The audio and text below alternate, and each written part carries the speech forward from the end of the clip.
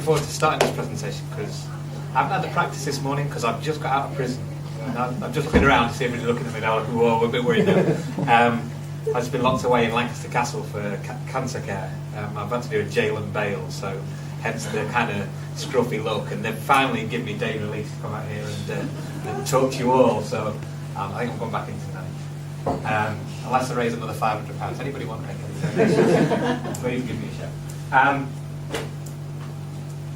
Why do I start be talking to you? Let me just give you a little bit about Fat Media, very, very quickly.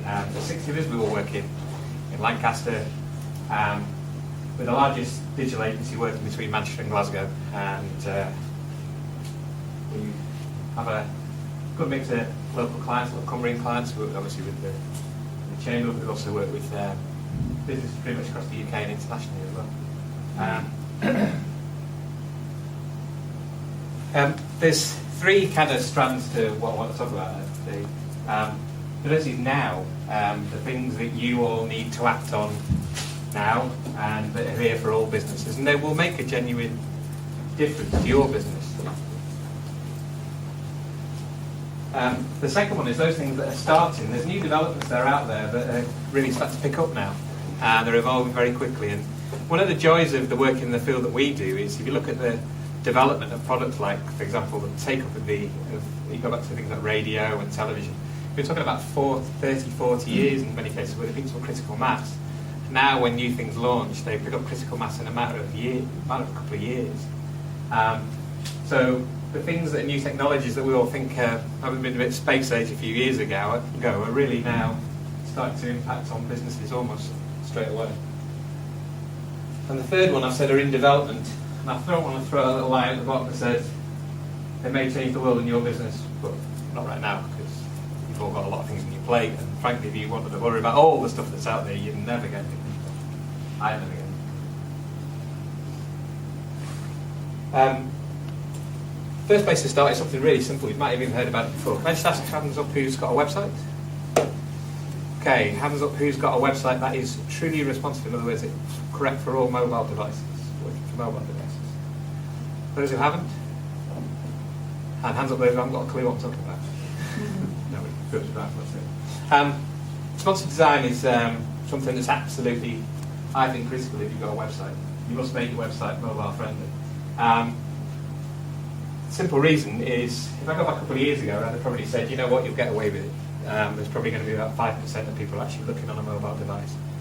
But now, with the real pickup of smartphones and tablets, they're absolutely everywhere. And actually, the take-up and usage, the actual interaction with them, is becoming so much more prolific that you need to ensure that your website is working.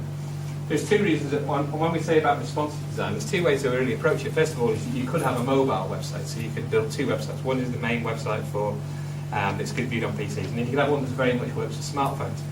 And the reason why you might want to do that, and why you also want to look at responsive design, which basically is reshaping your website, it folds down and actually shapes for individual different devices, is because of the audiences that you've got. I want to give you a quick example of what I mean for that. Just launched a really successful launch of a pub in Berkshire, and it had it was basically we launched it really much using things like social media and email marketing. But what's been apparent in the first month, just to show you here, if I go back a couple of years when I launched another pub for the same group, the amount of traffic was on mobile was around 10%. So this is the traffic for the last month. So we had 3,679 visits to the pub website. Out of that lot, 1,879 came through a desktop. So 51% came through the old traditional method of using a PC, and 49% came through a mobile device. So if you've got that, then you've obviously got a completely different relationship. You can imagine put yourself in the shoes of the people going to that particular pub or looking at that pub. If you're sat in front of a computer at work, you're going, right, okay, where am I going to go tonight? So you're clicking around, you're having a look, you're saying, check it out, I can check the menus, going through a lot of detail on the page. Next time you're walking out with a smartphone, 1,130 people are doing that on a smartphone. You're doing it because you make an instant decision. You're out and about. Have you heard about that place called the Bunk Out in Courage? Yeah, do you want to have a look at it? Yeah, go on the web. Yeah, it looks alright, yeah, menu's good, yeah. You've got a phone number, should we give him a ring? So you've got a table. And you want to make that instant connection with people. And you're not going to do that if you have an unresponsive website. But I want to bring up another statistic about it. By the way, if anybody's got any questions, just feel free to stop me. How prolific it is really is to just give you the stats there, which is showing you a whole month. I'm just showing you 2 days here, Saturday and Sunday. And you see the movement on a weekend, because obviously people are away from the office environment. The actual number of people using a PC to access the website drops to 37%, and it's 63% through a mobile device. So now the vast majority, a large proportion of your audience is coming through mobile. And actually, we shouldn't be looking. We're looking at it in the office environment. The clients looking in the office environment at their website and how they can improve it. Actually, what they need to be doing is constantly looking at the mobile version as well. So we're making sure also that clients are prepared and using tablets, iPhones, Samsungs, whatever it may be, and making sure they're happy when they're doing checking their websites through that as well. And that the content is being read and shown in the correct way. But there's another issue that comes from being responsive. And a lot of people wouldn't necessarily have thought about this. If you send out email marketing campaigns, one of the big things really is what's happening with email. Just a few little stats about email marketing if you don't know them already, but anyway, 93% of UK consumers are email subscribers. So they're receiving at least one permission-based email a day.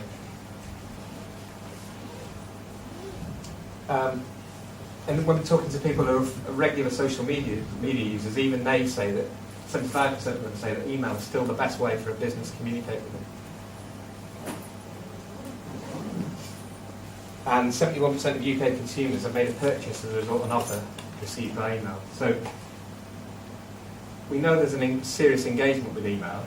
So if you've got that level of engagement with email and you're using email marketing, well, you should be aware then that 48% of all email traffic now is being opened and read on a mobile device. So you've got that tool in your hand that actually gives you, it's a transactional mechanism, email, and it's there. You've grabbed the attention. If that's wrong, then what people said in the survey was that 63% of consumers say they delete emails and they're not optimised for mobile. So if you're sending it out and it's not right, you're using an old piece of software or using the wrong type of email, you need to check, because it will seriously harm that form of marketing.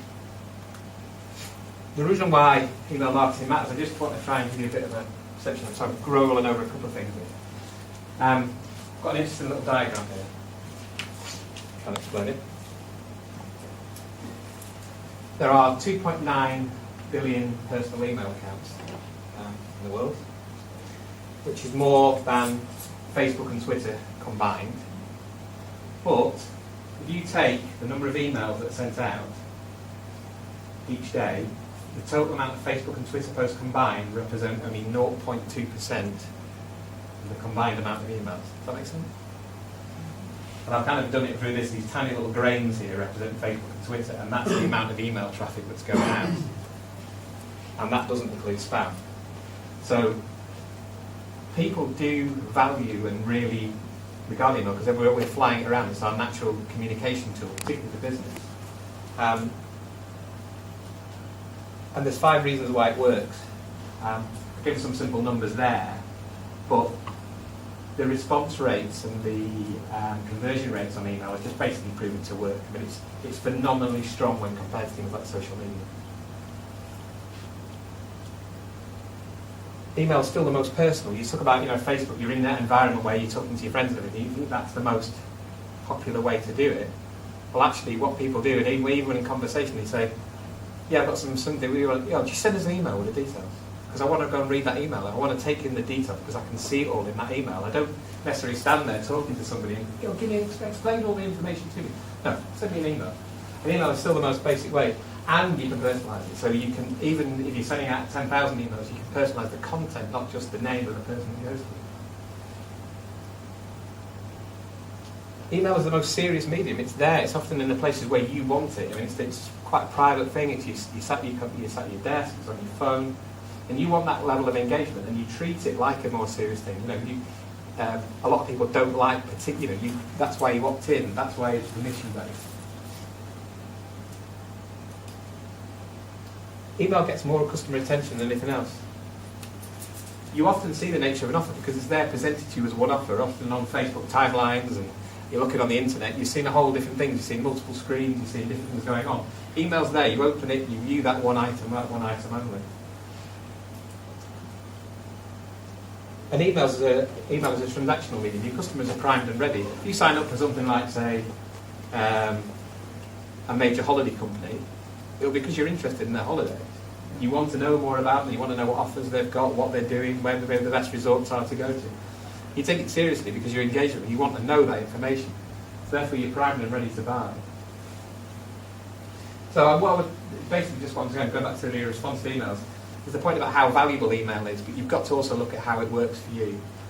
It is still just, in our view, in terms of return on investment, we've got a client that makes 4,000% return on investment on email. So every £1 they spend, they get nearly £400 back. There is one exception, one big exception. Social media. I'm a bit of a social media skeptic. There's probably a lot of people that are like that. You know, Twitter. Well, you know, I can see potentially how it might work, but I mean, if you're a celebrity, it's a great way to get your name across and do different things. And even Facebook, the return on investment rate levels on social media are actually really poor. A lot of people are investing in social media, but they're not getting a lot back. They're getting typically things like 200% returns, 100% returns. So if every pound they're putting into it, they're getting £1 in profit back. That doesn't make sense for marketing, really. But people are still throwing tons and tons of money at it. My one argument to that is Facebook advertising. And I'm going to give you another example. Facebook advertising is still relatively new, and the problem with Facebook advertising was that you could really only see it on a PC. So you were taking it in that environment, but it wasn't working necessarily for mobile. And that was actually hitting Facebook, and Facebook was suffering. But Facebook are making that really work well for mobile now, particularly things like sponsored links, people liking those links and then reflecting those back to people. So there's all kinds of different ways you can do it. But Facebook advertising, the reason why Facebook advertising is incredibly powerful for your business. If you target a set demographic, or a set sector, or a set age group, or a geographical region, then have a look at Facebook. Because for example, going back to the pub example that I just gave, and I'll give you some figures, I can target a 10-mile radius of that pub. Now I know they're the most likely buyers. They're the ones who can make that quick decision. Just pop down the road, let's go down the pub. Go and buy a meal, go and do whatever it may be. We did another one for an equine company, sell all kinds of things for people who people who own horses. I can go onto Facebook, I can find people who like horses, so they like or own horses. And I can actually target them that demographic. Now what we did was, we originally started off with that everybody in horses, we got a great return. Actually what we then did was we realised that the prime buyers are females, and typically females under 40 years, but we said about 45 in a kilo, and we 45 to 24, and we could actually target that group. When we target that group, we actually reduced our spend, but actually our return rose, and actually the income rose quite significantly. So you can actually really start to target your audience incredibly in each way. Let me just give you an example. And I think one thing you want to compare this to, for example, if you do local press advertising, this is an example. So the advertising for the pub that we did over a month period, just 3.5 weeks. The advert was viewed 38,473 times. So that's a vast amount of impressions. That's more than an average circulation of, say, the Carlisle News and Star, for example. And most people won't read every page of the Carlisle News and Star, so they're going to miss your advert. So you're going to get, that's a vast number of impressions. 57% of those are mobile. We got 2,062 clicks. So that's 5% response rate, which is pretty phenomenal whichever way you look at it. I mean, people can act there and then and respond, click and engage, have a look at the website, take a look at, or go to the Facebook, we gave them the option. And then, lastly, what we got out of it was 550 likes, and 374 others were direct from the campaign. The rest of them came via route through that, so friends of their friends, etc. 550 likes means 550 people who live within a 10-mile radius of that pub that we can market to for now and forever, unless they decide to unlike it, appear on their timeline, or they drop on Facebook. That's not going to happen immediately. So what was the price of doing all that for 38,000 impressions? £220. And what are they paying for impressions? Pay for clicks. Yeah. And that kind of return is absolutely fantastic. I mean, that really beats newspaper advertising, absolutely hands down. What's the creative to actually get them to Creative is really simple, and the one thing I would really do, if you're looking at Facebook advertising, actually think about what works. There's loads and loads of really good articles on the internet about how to copyright, because you've got very little copying opportunity. The best thing to do is use questions. On here we said, have you seen what's happening at the bump? So we just, big question, people like, is there something going on with it? I've no idea. Bang, clever, So they won't find out. Sorry? That was for the pub, the results for the pub. Yeah. But the equine one produced actually much stronger results. I couldn't get the figures last night, but I know that one was a strong one. And you can see, I mean, that was actually the whole campaign we were doing. That was the opening day. And the vast majority of it, you see, that's the paid traffic, and then that's the organic, the people just accessing normally. So basically, that was the single piece of marketing we did for a pub where they spent £600,000 on refurb. We spent £220,000 to launch it.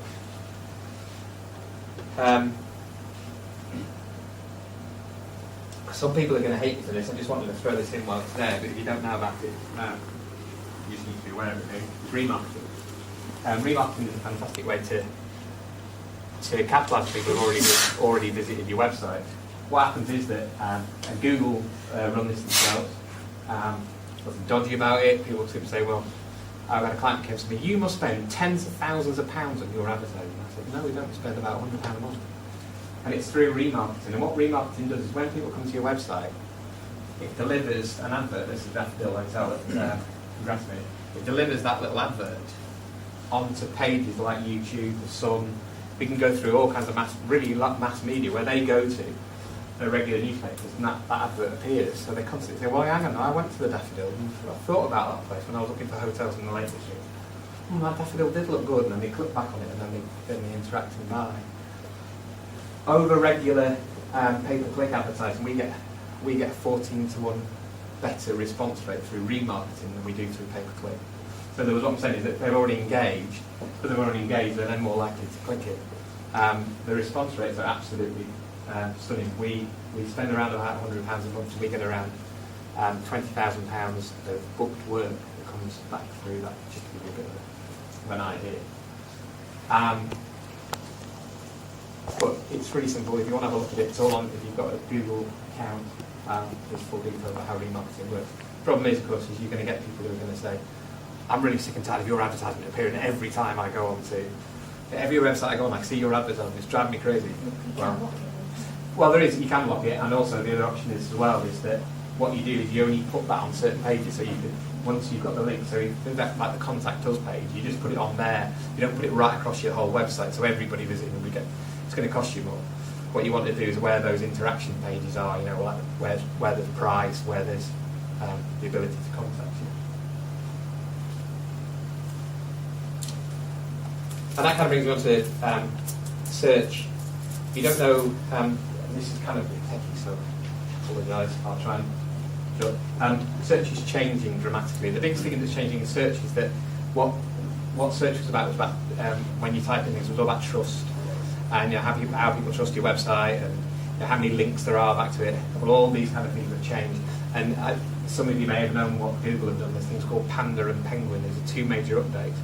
We had a client who lost 80%, 90% of their entire traffic. Somebody who transferred over to us from another company had done loads of bogus SEO. He spent over £150,000 on SEO, and every bit of it was wiped away in one algorithmic update by Google.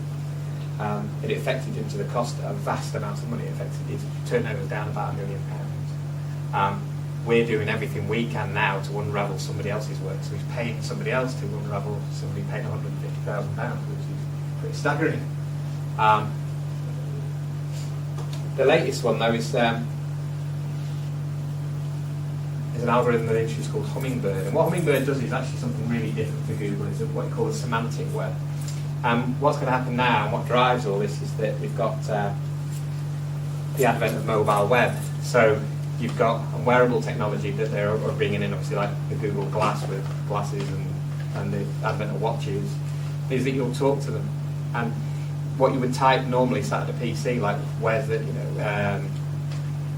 Hotel Keswick or something, you now go, where's the nearest hotel? And you just happen to be in Keswick, and it'll find it because it places emphasis on the particular phraseology and says where's the, understands that you are saying near where you are. So actually what recognising is the fact that you're talking to the technology in some cases.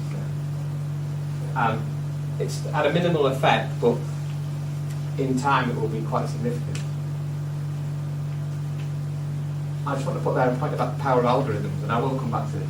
It's mathematics is coming into the web in a big way. Spend the time so much. The other big thing that's changing at the moment is about content, and try and explain it. Who out there does regular things like email marketing? Does anybody hands up? Who does blogs? Okay, press releases. Okay. When you do all these kind of things, what's actually going on is that you've got great stories to tell. You should have a great story to tell about your business.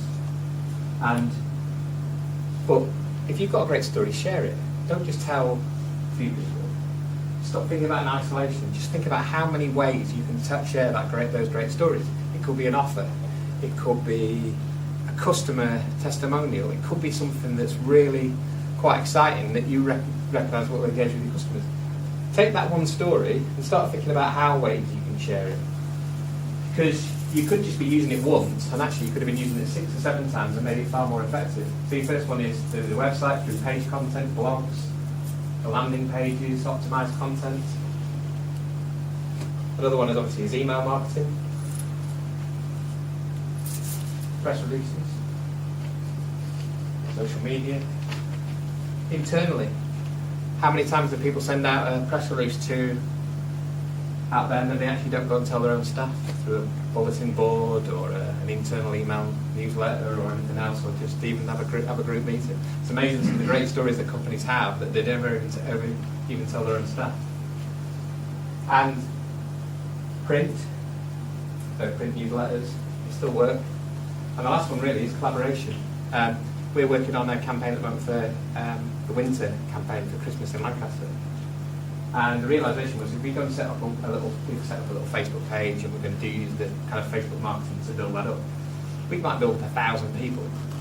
But if I take the city centre businesses in Lancaster and add them all together, all their Facebook pages, we found out we've got nearly 100,000 followers on those pages. So if I go and share all my content about all the wonderful things that are happening in Lancaster, the light switch on, etc., and all those people go and share it, it'll be 100 times more effective than me just working on my own. And you can find partners and you can find others to work with that will enable you to get out your message a lot quicker. And really, content strategy is really developing because that change in how the semantic web works, in terms of that actually it's the content in your website that matters the most. Businesses who have a website need to be looking at their content on a regular basis. If you're looking at content on a regular basis for your website, then you need to be looking at all these too, probably others as well. Mobile applications. If you think mobile applications for businesses are two different things, like Angry Birds, but they're really for kids. I want to try and give you a couple of examples. Again, I'm throwing out random stories. This is a story about a guy called Adrian Cresswell, who's a friend of mine. He's a really nice guy who runs a security business. The problem with a security business, prime security men, is that how do you differentiate? On my torch is brighter than the other companies. What is it? The guys are smarter dressed. Where's your differentiation? What is it? And often it comes down to price. So what Adrian's done ahead of other companies is invested in mobile technologies. So while it's probably not the best picture for it, because Adrian couldn't give me it. Basically what he uses is a thing called RF tags. So if you know the shopping centre in Carlisle, all the security staff have have iPhones. So what they do is when they're walking around the building, they go to an RF tag and they scan the RF tag, and then it gives them a checklist of all the things they have to do around that area. So there's a fire door, and then, check the fire door for no obstructions. If obstructions, take photograph. Takes photograph. There's a box blocking the way, gets sent through, that gets then acted on, added into an action list. He then goes to the next RF tag and he looks at the things like the car parking. Are there any cars left in the car park? Photograph their number plates, all these kind of things. So, and what the company gets back is a big log of all their issues and all the things happening. And it's absolutely transformational in his business. And he's starting to win loads of contracts because he's showing it. the example with the shopping centre was that, as far as I understand, is that what's happened is that they're so impressed with the technology, what they've done is they've brought all their maintenance teams onto the same technology, so they can then go around and they RF tag everything as they go around to check regular equipment. And what they're giving them is they're sending them the advanced list of updates and checks and changes they've got to do before they actually get there. So that might be a completely different list from the week before, but it gets those maintenance schedules delivered. Another friend of mine is a guy called Rob McVeigh who works up at Manchester University. He's a bit of a genius when it comes to clever stuff, and what he does is invented a thing called letting check. And he got the classic simple, what he's done here is solve a really, really simple problem. When you're a letting agent, you go around to a house and somebody's moving in, and you get you take some photographs of the house and how it looks, but you store them on an old-fashioned camera, and then you write down all the little things. You know, there's a piece of furniture in this room, there's a scratch on that wall, there's everything else, and it's all done by hand.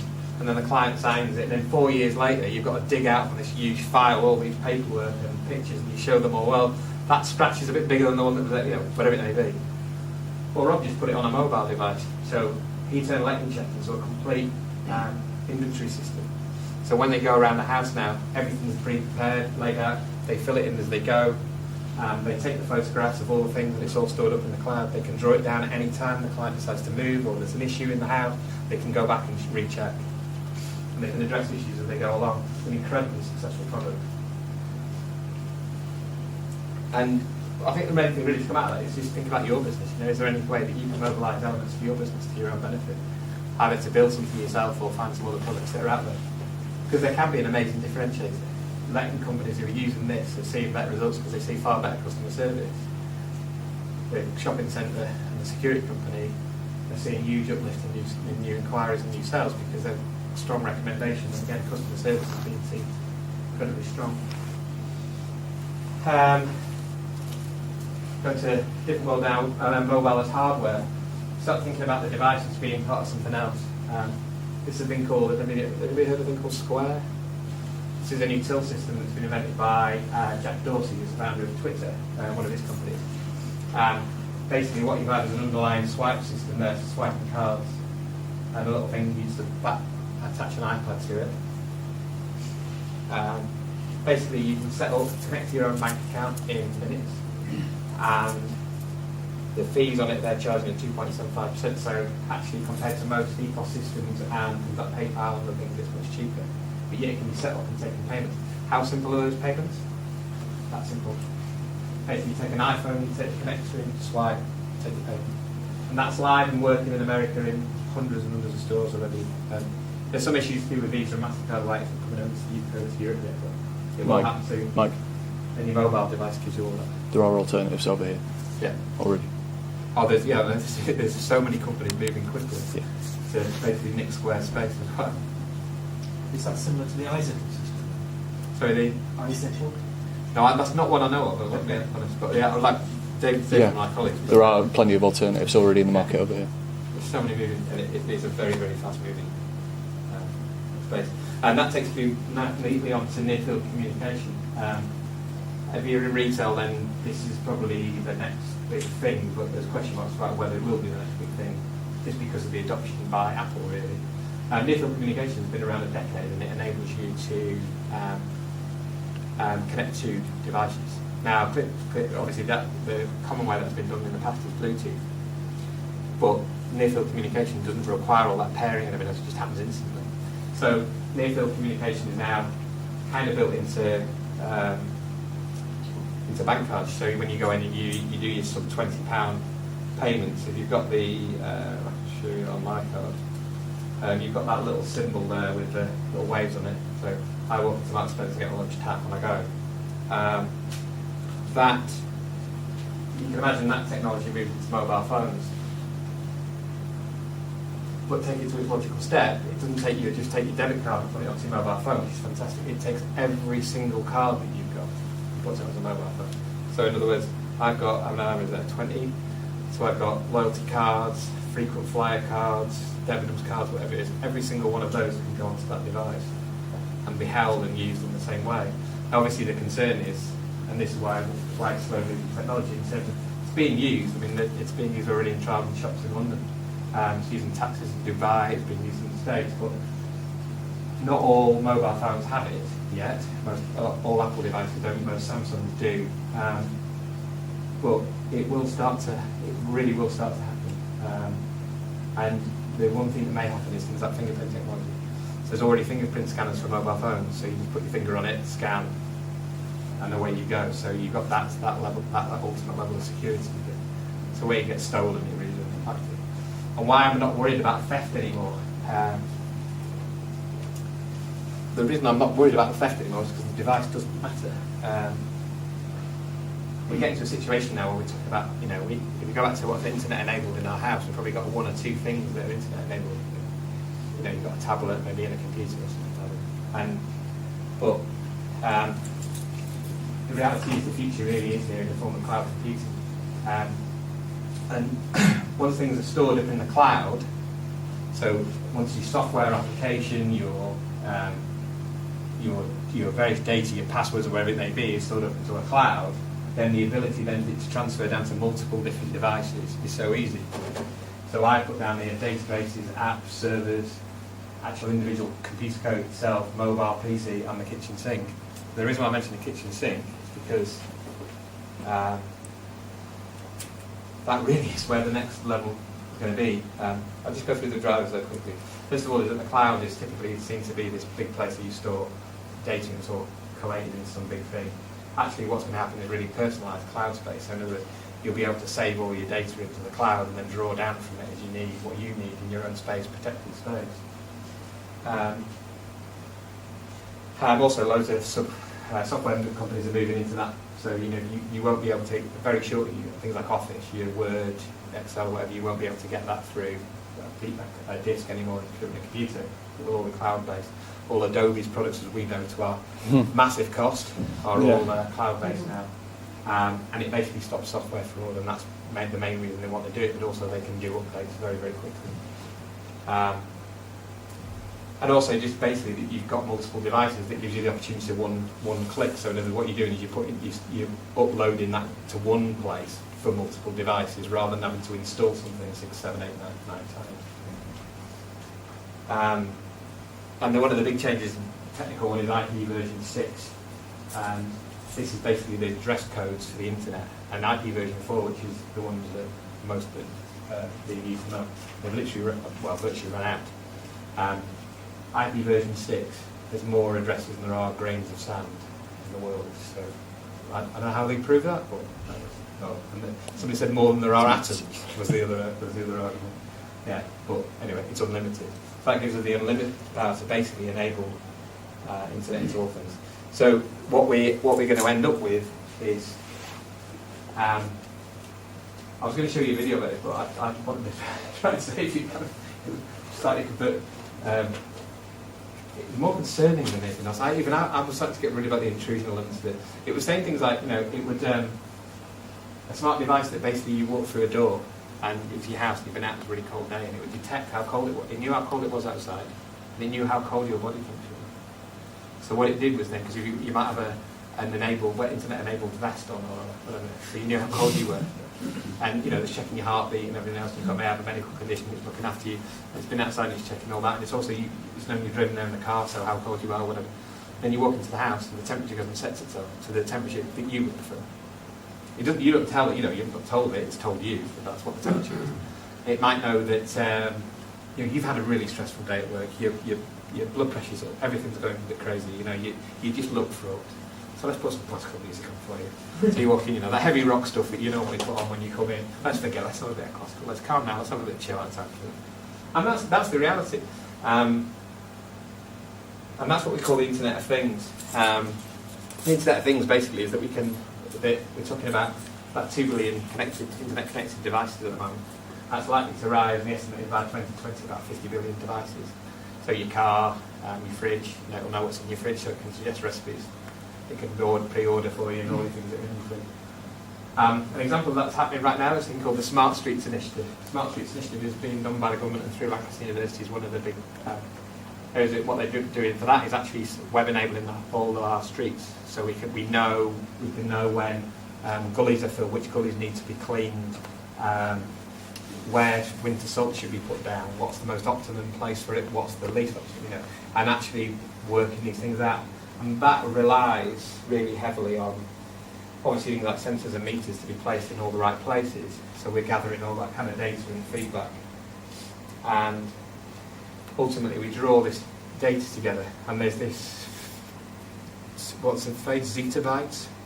Yeah. There's something next, whatever this number of ridiculously zeros, that have zettabytes of data that are stored in the internet. And it's actually one of the big things now is actually how we take that data, use the algorithms that then deliver all these kind of things. And the drivers behind it, the reason why all this sounds like, oh, it sounds a little bit crazy, but something like Balfour Beatty, for example, who are private sector contractors working on streets up and down the country, they're incentivised by how much money they save. So, but they've obviously got to do that in a logical and reasoned way that doesn't affect the public or damage our highways or anything else that happens. So they can use the big data and the algorithms to prove that there's a more efficient way to lay salt in the winter, to clear the gullies, to manage the lights, everything else, then the internet will do it. So you use the internet as the mechanism to power that future, really. So it kind of brings me on to my last thing, really, which is controlling technology. I don't know whether how people have seen all this.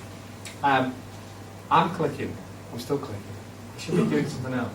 It's like I haven't reached down here. It's not above my back. I could touch it, but I still have to reach down. And that's the nice thing now with touch. We can play around with it. It's quite tactile. Now there's gesture. Have people seen gesture devices? A lot of gaming now is already kind of gesture based. I've seen a shop window in Manchester. It was done by a fellow agency now we know quite well, and they're doing a shopping guide where, and it's so funny because you see somebody standing in front of a window from the shop right?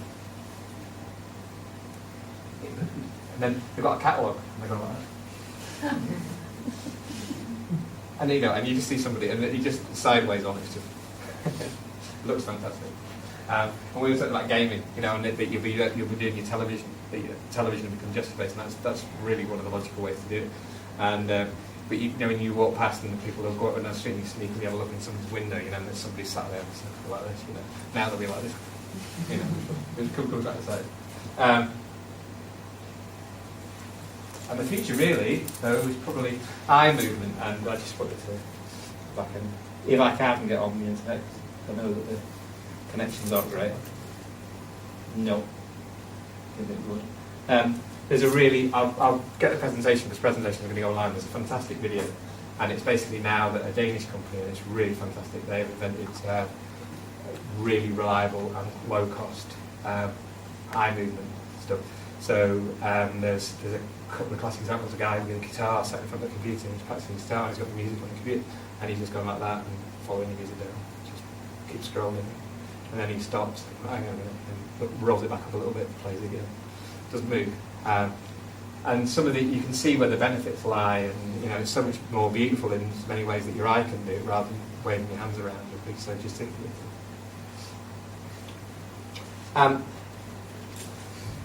Here's a question for you. After all that, I don't know how much value bits and pieces there were, but I just wanted to ask one question. So what was the common factor in this presentation? Technology? If you think it's technology, then that's completely the wrong answer. The correct answer is people. What we do, everything, and I'll give you a great quote, which is from a guy called Ajaz Ahmed, who's he basically said, digital is the means, not the end. The end of every app, every tweet, every website visit, and anything is a person. And we lose sight of that person, then we lose sight of what we do. We stop making the money, we stop doing whatever we're doing, we stop achieving great things, we stop delivering great customer service, because we stop thinking about that person and start thinking about the technology instead. And actually what we're doing now in these day and age is actually creating really simple technology. We're creating things that are, the simpler the better. So Facebook decides to have a photographic thing on its photograph app within Facebook, and then a company comes along called Instagram, and within less than 12 months, they've, from complete scratch, startup to, it's been sold for $1 billion, and because it's better. It's simpler, it works more efficiently, it's better, it's easier to use. So Facebook takes it, keeps Instagram, and also puts it onto his own product, because it ultimately knows that it's creating its product and making it more simple. And all that was about it was the person, because we all playing around with our photo apps, makes it easier, person benefits, and they've got a wow factor. And you buy that book, and that's what the people buy. So thank you very much. Thank you.